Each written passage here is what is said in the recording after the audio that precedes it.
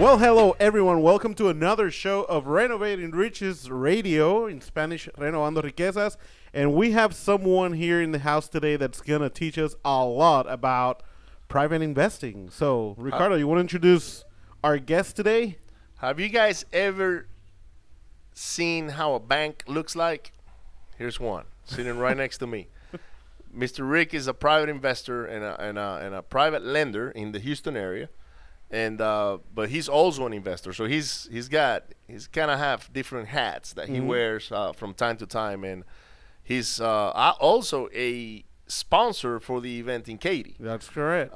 Which we had our first event in back in about 2 or 3 weeks ago, and it was a complete success. So we thank him for being a sponsor and for being on the show today. And we gotta start with the questions, Rick. Who is Rick Bresler? Social security number, bank account number, all of that stuff. All right. Take notes. Get your pencils out. So, hi, everybody. Ricardo. Thanks for having me over. We're Katy Capital Investments. We're primarily a private money lender. Okay. In the Houston, Galveston, Beaumont area.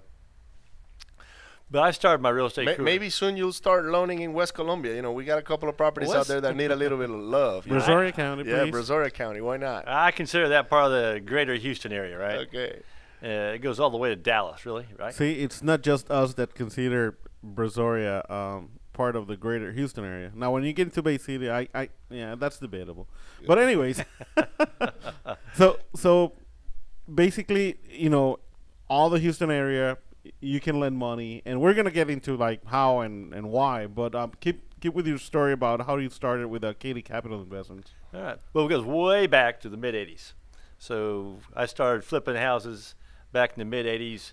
I took money, borrowed from my 401k, went down to the courthouse and bought my first house in Katy for $18,201. Wow. That's an assignment now. Yeah. So it was you. It was you and Ray Sasser right there, just the two of you. They were bumping into each other, you know, like who's buying, or the queen of foreclosure or whatever. I don't know. Linda. Yeah. So this house was probably worth $170,000 today. Oh, at the time, it was a $45,000 mortgage that was getting foreclosed on. The lender wanted $18,200, and we offered $18,201. Okay. Got it. No competition. Back in the days where it was no competition down there. Nobody knew about real estate, pretty much. And then I put about $1,500 into it and sold it for $32,000. And what was $1,500 compared to today's money? Well, it had some termite damage, and had to do a little bit of paint and cut the grass. Pretty much lipstick. Yeah. And sold for $32,000.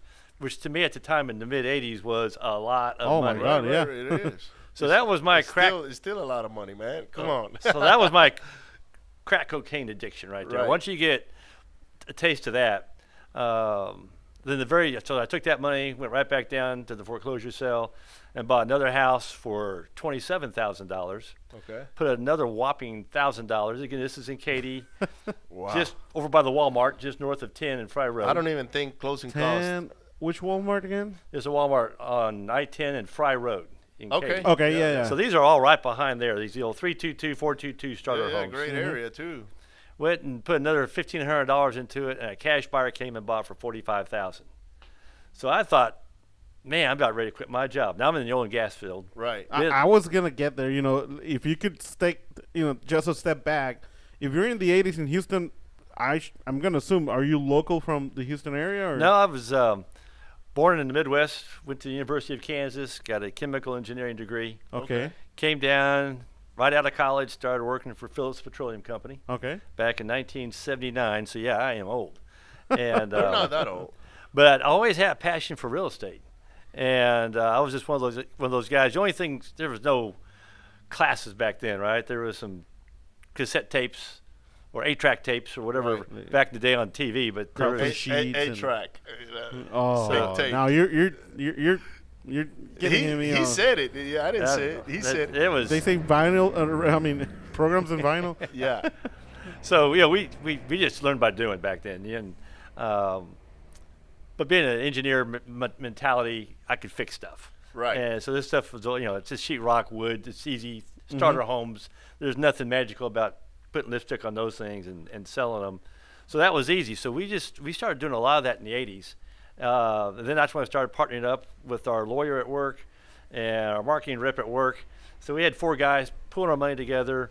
I'd take off on Tuesday, go down to the courthouse, buy a foreclosure, and we'd go fix it, sell it, wash, rinse, and repeat. So you started crowdfunding pretty much. When crowdfunding wasn't when even a crowdfunding word. didn't even exist, you know? or the term wasn't coined. Yeah. And we were having a lot of fun, and we were making a lot of money. And numerous times I thought about getting out of the oil patch. But the problem with the oil patch is, it's just when this starts booming, man, they start throwing money at you, and they pay you too much to quit. Yeah. So we'd go through peaks and valleys. We'd get busy, then take some time off. Get busy, take some time off. But it wasn't until the last 2009, 2010 where we really got busy. Because once that crash happened, we just backed the truck up and bought a bunch of property. And then we refinanced it and got all of our money back. And then it's like, well, now what am I going to do? Right. And a guy said, well, I've got a deal in the Woodlands. I need to borrow $240,000. And I said, okay. And we didn't know what we were doing, but we made the loan, and we started getting $2,400 a month interest. And I was going, That's pretty nice. that's pretty nice. And I told a buddy about it, and then it's amazing how this thing just spread. He had another guy that was building 4 townhomes down kind of in the Heights area. He had $800,000 of his own money and was tapped out. He needed a loan. No banks would loan to him. So we would do we did a $400,000 gap fund. Gap funding. But we're in first position because there's no financing. The guy had cash. It was So paid for. so now I'm getting $4,000 a month on that. I'm getting $6,400 a month of interest only. Yep. Not doing anything. Yeah, we got a few lenders that gave that much from us. And that's how we got started. And then we went to school, and so we grew from those 2 loans to now we've got 35 to 40 loans out at any one time. Okay.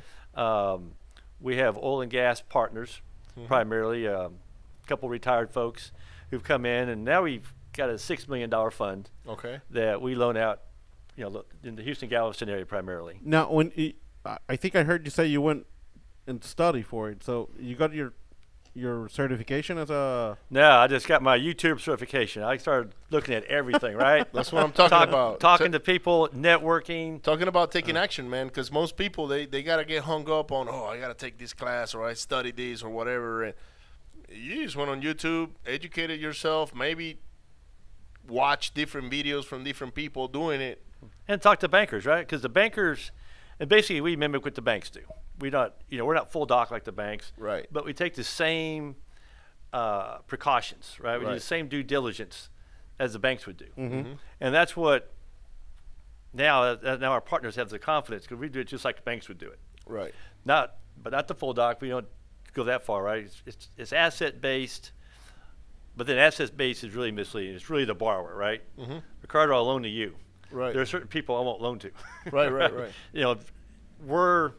There's a term out there, loan to own or predatory lending. We're not about that at all. We do not want a property back. No, because you want them to perform. Otherwise, they're not going to keep buying. Number 2, you got to go foreclose on a property now that might not be finished or whatever. So you're going to inherit a problem back on you. So I completely understand what you're saying. And he already ditched the fixing and flipping back in the 80s, I guess. Well, not necessarily, because you still do some projects sometimes, right? So having the flipping background is a big help, right? So we got a couple of different buckets, right? So eventually the investors out there want to get several buckets. You got to start somewhere. Wholesaling is a place to start. You get some cash. I hate to see these guys give up good rentals, right? Because the rentals is what's going to make you wealthy. Yeah. Cash flow. Mitch Stevens kind of said, you don't ever retire on rental cash flow, in my opinion, because you got too many expenses coming up, this, that, and the other. You can't count on it, right? The toilet, the AC is going to go bad. Something will happen. But that's how you create wealth, right? So if you can afford to not make money on your rentals and just let those things go in value. Get paid by themselves with the tenant, maybe a couple of $100 cash flow, if that. Sometimes is It's more, sometimes it's less, but it's going to create that equity that you're looking for. You're going to own the property once that loan is paid for. Right. So we've got a rental bucket, and after 4 or 5 years, usually a house needs to be rehabbed again, right? So we'll decide whether or not we want to rehab that property and rent for another while, or go ahead and sell it as is, seller financed. Right. And we'll offer on those deals, it's usually 30-year loans. Some of those deals we have cash, we got paid for cash. Some of them we got leveraged, so we'll subject to those, and that way we get that 30-year income stream, and you're able to sell that obviously for a nice premium because of the seller financing. Right. So we have that bucket. But every once in a while, a borrower will come to me and say, I can't do this one, or man, I'm afraid of it. And one of them was, it was a house that an NBA basketball player owned up in the Woodlands. Okay. The poor guy, he put $800,000 into it. At closing, it went for $260. We paid $260 for it. He walked away with $180, and the house was only 4 years old. Wow. The poor guy, he was a basketball player, but he wasn't a businessman. His people didn't have his back. Yeah, they screwed him up. Because the contractors killed him, right? Right. You can do, in this business, you can do everything right. And if you got a bad contractor, you are in deep trouble. I know. And this, right? If we've been in the business long enough, we all know this. And the poor guy just got caught up in this, right? And his poor 4-year-old house was falling down. They probably get caught up in it on one of the first few deals they do, and that's it for them. You know, they're like, oh no, I won't do this. And I remember for me, it was on my first deal. I got completely wiped out. I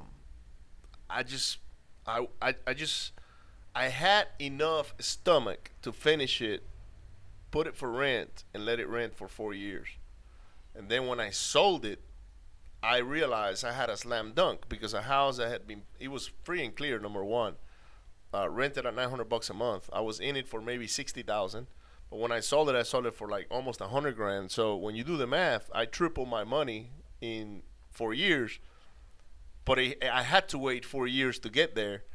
The first year was all losses, because I was into it for more than what I was supposed to. The AC guy stole money away from me. The foundation guy did it the same. Because back in 2000, I started in 2008 when everything was going to shambles, and there were more predators out there than contractors, pretty much. And everybody was wearing a contractor's ball cap. And I was just naive enough to not know what to do. I didn't have a mentor either. So I can only imagine that somebody goes and buys a house like that. I don't know if that's the case, but it was maybe one of the built from scratch from a high school friend of his. Oh. So his high school friend was a builder, built his house, and the bottom line was he didn't know how to make the house watertight. Okay. And 4 years, he had so much wood rot. This 6,500 square foot house was getting ready to come down.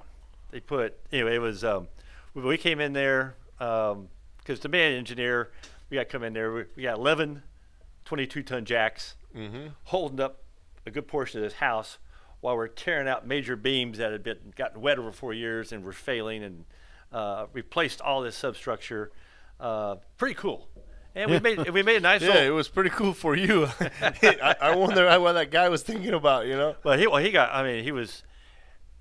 had no chance of ever doing that on his own. Anything. He was going to lose it one way or another. Well, his problem was he was no longer making the money. Right. And he was getting into financial trouble. Again, his people didn't have his back. Yeah. And which is a shame, right? So I felt bad for him, but at least the property was a beautiful property. So how do you guys end up doing with that one? Well, we did good. That was a deal where we had to offer my lending partners a nice bonus at the end. Right, an equity. We offered them the 25% bonus on whatever the property profits were. And so their return, so it was we had about $525,000 into it. Sold the property in the 720 range. Okay. And so the lenders got about 25% return on their money. Okay. For about a 7-month loan. That's not bad. And you actually moved it quite fast for a $700,000 home. They don't move as fast anymore. Well, that's my thing. You know, now you and I will argue. I know Ray will argue with me. But we like guys to get in, get the job done, and get out. Right. Because your holding costs are, some of these guys want, I want 9 months. 12-month loan on a $200,000 house. And I was going, why? You've got 6 months of excess holding costs. That's profit. Yeah, but I'm taking all the risk. I got to do this. I got to do that. So, I mean, I understand both sides. But for us, we want the guys that can execute, get in, get out, get the house finished, get on the market, sell it, and maximize the profit. Because I just don't think you're setting them up for success. Now, the guys like you, that you got 500 deals on the board. Right. Now, for you guys, I was just looking at his board, right? This guy's nuts. This guy's got 2 walls of deals on the wall, right? So he needs a little time. More than what we want, trust me. Knocking it out of the park. Yeah, you were asking me, it's like, why are you not buying those? I said, man, I can't. I just got too many right now. The reality is that we asked for 12 months loans, not because we're not going to finish the house fast enough, but the houses are sitting longer in the market. So in 6 months, I'm going to have to go talk to that lender and say, hey, my house hasn't sold, and the lender is like, well, guess what? You got to renew the loan now. Give me another point or 2 points. And now you're like, oh, man, I got to pay the mortgage plus points. And We just closed on one today. Yeah. That was in the market since June. So, yeah. I mean, what is it? That like 5 months? Yeah. And we had the house for another 4 months. It was a bigger home, 3,000 square feet. Yeah, so- house rehab work was done probably in about 4 months, right? 5 months. Yeah. With the pool and all that, but yeah, it sat in the market for another 5 months. So I mean, and we kept lowering the price, trying to move it. And we had another property, 2 properties in Spring and Jersey Village that they just sat there forever. And we had the best price, we had the best product. They're just sitting longer in the market. So That's exactly what's happening right now. It's a lot of investors need to understand we're basically in a buyer's market. We haven't been in a buyer's market in 6-7 years, but there's been a paradigm shift. A lot of my borrowers are having that same problem. And if the house is done on the market, then we don't hit them with extension fees. If they're messing around and not getting the job done or working on something else, it's like, okay, well, then the extension fees are going to hit. But if you got the house done and you're trying to sell it, and, it's always negotiable, right? But we work with them, and we just had a guy do a house in Katy, and beautiful house. It's just that Katy area in the $500,000 price range forget it. is just a it's not dogfight. moving. It's not moving right now. And he lowered it about $70,000 to sell it, and he'll probably lose $20,000, $30,000 in the deal.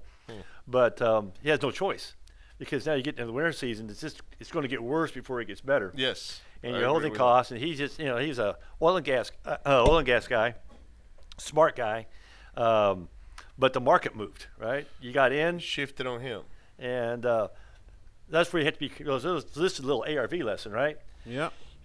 Those ARVs are coming from the last 6 months. But if the market's moving, it's not reflecting that moving market. And I'm seeing people come up with me now saying, hey, this is the appraisal, I got this, I got that. I said, yeah, but those houses were moving in May, April, June in the peak of the market. You're coming into December, January, February. Where no one's buying. and the market's turned, right? So those ARVs, I mean, don't believe it. You really have to think about the ups and downs of the market, where we're at, what we're going into. So if you got $200,000, $150,000 home, those houses will always move. Those houses, and you got multiple exit strategies. Those are good rentals, right? You have a $400,000 or $500,000 house, you don't want to put that money into it and rent it and have it. No. You got one exit strategy, right? That's it. You got to flip. Or you owner finance it. That owner that buys a house like that might not destroy it, because they're usually, they tend to look after properties much better. It's more money. They got more money into the deal. We got one that we're going to owner finance for probably $380,000, and it needs no repairs whatsoever. But it's the only way we do those. We don't, I wouldn't want to flip a house like that. I'd rather do the 150s, 160, 200,000. Yeah, cookie cutter ones that. We always joke around, we do houses that the manager at the McDonald's can pay for. Right. Exactly. Those are the cookie cutters, the sweet spot, right? We love those. We'll do those all day long. We'll do better deals and stuff on those kind of houses. Those are great. We're trying to shy away from the more expensive ones, because it's just more risk, unless it's one of our preferred flippers who knows what they're doing and Got got a the slam pockets, button. right? And they can take a hit. But if a guy's only got $30,000 and he's trying to take a big one down, that 30,000 he'll go just past zero in a heartbeat. No, And if no, he's- you'll end up finishing the rehab, pretty much, because they're gonna run out of money at some point, and if they don't have multiple streams of income, then for them it's easier just to walk away and say, you know what, this real estate thing doesn't work for me. I'd rather go, I don't know, do network marketing or whatever, no risk involved, or maybe go get a job, you know. Right. And we try to solve that problem up front, though. So we try to, since I've flipped close to 70 houses myself, Okay. and we've done a couple hundred loans now, right? So we look at a lot of deals, and I can tell people you're paying too much. Right. We can coach him a little bit, and if I don't think he's going to be successful, I just say, look, I can lend this much, and that's it. You put the rest. And if you think it's really a good deal, you got to put your cash up. But I really think you just walk away from this one. Right. Because no deal is a billion times better than a bad deal, Yeah. Right. and especially if you don't have that much cash. Now, And- Rick, let's get a little bit or dig a little bit into the private lending itself. So there's people watching or listening to us right now that might be thinking, okay, so if I'm one of those persons that don't necessarily need to be firsthand involved with the flip, but I have some money that I would like to lend, what's the process like? I mean, some people don't even know. I mean, do they need to get certified, or how does it work for someone that is thinking about growing their retirement money in a way that's different from the stock market or your normal venue? So the private money is really not regulated, right? I can loan you money, I can loan you money, and there's no one to say I can't do it. Right. Right, so that's really what the private money is about, right? And I can partner with you. You can say I got $50,000. Ricardo can say I got 50,000. I need some place to put it. And it's okay, great. Just give it with me. We can get you a 10%, 11, 12, maybe 12% return, depending on the deal. And that's what we do. A lot of our oil and gas people have cash. It was sitting in the bank making no percent, half a percent. Right. Our biggest lender now had over $1 million is sitting in the bank doing nothing. Now she gets about $10,000 a month interest check. Right. And we do all the work. She cashes all the checks. Right. And so that's what a lot of people like is the fact that there's folks like us, and there's a few of us actually. I'm part of a little bit of a part of a private money lender little club. Okay. There's like 7 or 8 of us. We meet about once a quarter, share stories, especially about bad contractors, bad this, bad that. We always want to find out who's making the industry bad, and just make sure that those people go to a different business. Right. We want to clean this. But there's certain people we will not loan to. There's certain contractors. So we all know them. So if someone, I always ask who's going to do your rehab, and if they're going to say blah blah blah, I say, no, you need to find a contractor. That's just in our little area. He's messed up too many people, cost them too many hundreds of thousands of dollars. Right. And there's people out there that have cost people hundreds of thousands of dollars, right? Absolutely. And so that's another way that we protect some of our borrowers. That's good to hear. That We got this intel, right? Because between us private money lenders, we probably do several hundred loans, and some of these bad contractors will reach some of these unknowing borrowers Absolutely. and wreck them, right? And we try to protect our people as much as we can, and give them that guidance, and then it's up to them, But if you're going to use so and so, now go to another lender. We've actually had it too, to where we had our own guy. I'll give you an example. And I know I'll probably sound like a beating the dead horse with Dennis, but when Harvey happened, we had 45 direct employees working in our houses because we are contractors. So we had our own contracting deal. We don't make money on that. We just use it for liability purposes. You separate the houses from the work being done, and you subcontract all the guys on 1099s and all of that on that company, and then they go do the work. Well, Harvey came in, we were doing 16 houses, and now there's no workers because they all go chase the $25 an hour demolition job. And they pretty much told us, hey, that's it. We got this better offer with food included, hotels pay for, per diems and per diem, and you're like, so where do I get contractors? So now you used to pay $35 a sheet of drywall with texture and paint. Now it's 150, and you're like, holy crap! So that can ruin somebody's life. Luckily for us, we went and number one, we found more houses. We went and found other people, but we still couldn't replenish the amount of people we lost the last year. We're barely getting back into where we're hiring more people again to start putting more projects out quicker. But we suffered for a good what? Eight months, almost a year. Almost a year. Like, and we lived up from the wholesale deals. We were wholesaling just to pay finish houses. Oh, and then on top of that, now your houses are on the market for 7, 8, 9 months, and you're having to discount. It's like the perfect storm. It's like yeah, it is, and you know, and we've been lucky enough to where we're gonna survive. That, you know, there's no doubts about it. Especially we've been having some very successful months lately. But I know there's a lot of people out there that they can't go about it because they depleted their funds already. Maybe they tapped out on their 401ks and their 401ks are depleted. They still can't find good contractors because there's still some labor challenges out there of finding. Now you can find more people that are available to work, but they're still with a Harvey mentality. Oh, it's $150. So, you know, no, the Harvey's long gone, buddy. You know, the house is flooded and it's still flooded, so they're not in a rush to fix it anymore.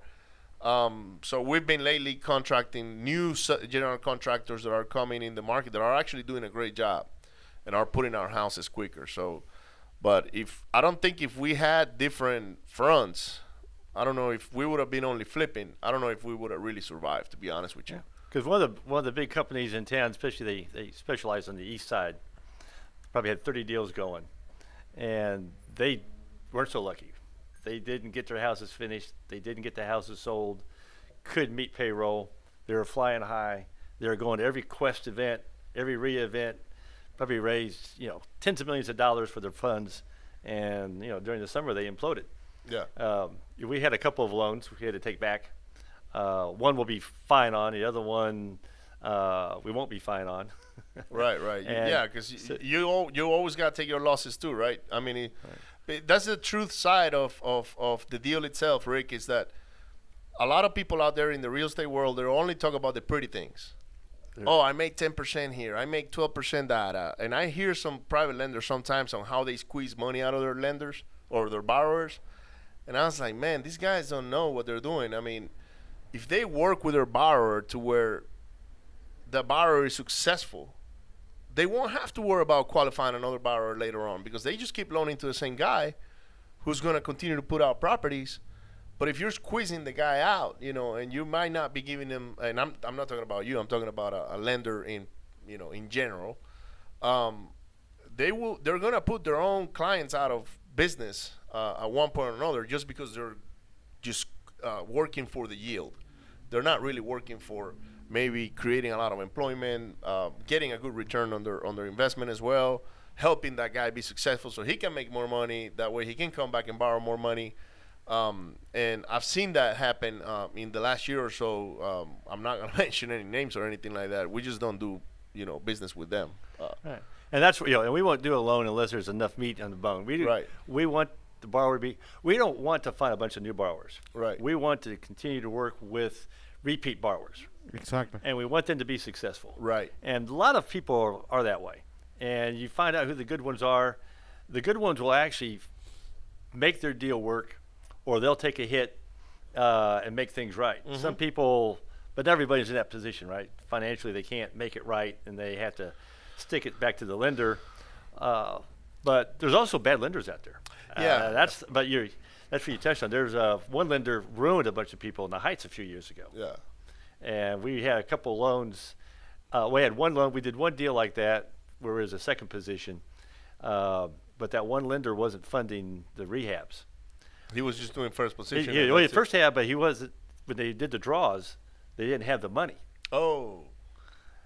So now the guy has to wait 45 days or so to get his draw. Well, his Oh, trades my God. left. So a 9-month schedule went to 18 months. And these are on $700,000 loans. And still charging interest rates? Oh, well, that was the thing, right? So he's still charging the interest, the Dutch, call it the Dutch interest on all that, and he didn't have the funds. And so one of our borrowers. Look, that happened to me once with a lender that we have, and we actually love this guy. But it's because he was stretching himself out on the money he was loaning out. But he told me, he said, "Hey man, I'm gonna be late on your draw in the next couple of weeks. Number one, I'm gonna be out of town. Number two, I haven't been paid back some money, and I'm in a bind." I said, "No problems." But he came forward. You know, a couple of weeks in, he came in, he gave us a loan, and then he apologized and everything else, and we're still doing business together, right? So I'm not only expecting them to understand us when we, you know, go through maybe some issues or challenges. I also understand the lender on why, especially when you're working with a person. It's not an entity like a bank or whatever where they got this pile of money, you know. And that is what private lending is. Right. It's a, you know, people doing business with people, not necessarily a big institution where you don't even know who the CEO is or, you know, the people that make decisions. This is more a people's business. It is a people's business. There is a property involved, and that property serves as a collateral. That's just to secure the money from the investors. But at the end of the day, the private lender will loan money to the person who they feel comfortable with. Correct. Otherwise, they're not going to do it. Anyways, we are at the end of the first episode with Rick Bresler. Stay tuned next week. Renovating Riches Radio podcast. Go on renovatingrichesradio.com. Give us a review. We ask you that please you do a 5-star review, no less than that. That's actually Dennis's request. And share the program with your friends, family, people that you think might be interested in the subjects that we bring to you. But we're gonna have Rick here for part 2 next week. I'm gonna give you, just in case you miss. But you know what? I'm not gonna give you anything. You gotta go watch the next one. No, I'm just kidding. Katie Capital Investments, and you want to reach Rick at Rick RICK Bresler BRESLER at Katie, which is a K and Y. Of course, he's only loaning in the Houston area, so if you're from out of town, I'm sorry. Don't call if you're from Don't Alabama. call him if you're in like Atlanta or something. I just threw a deal to him in Atlanta. He's like, no, thanks. KatieCapitalInvestments.com. And as for Terry or Johnny, 713-408-2740. Stay tuned on the next one. Thank you.